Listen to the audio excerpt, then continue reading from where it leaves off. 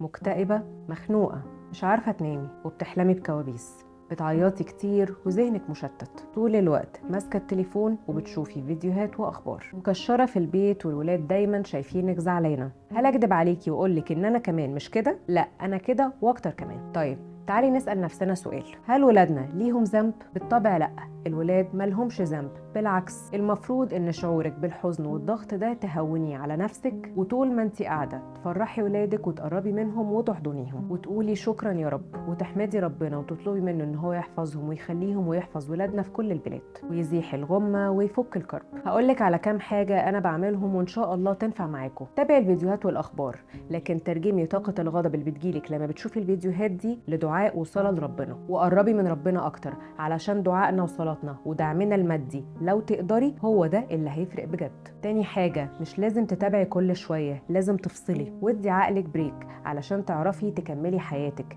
اللي هي مش ملكك لوحدك. بالمناسبة في أولاد وزوج وبيت وشغل لو بتشتغلي. تالت حاجة، أنا لما بيفيض بيا بجري على ابني وباخده في حضني وبلعب معاه، ولو الظروف تسمح باخده وانزل بيه أتمشى وفسحه. ضحكته وسعادته هي المسكن بتاعي، وحضنه هو اللي بيحسسني بالأمان. وما تنسوش إخواتنا وأهلنا في فلسطين من دعواتكم.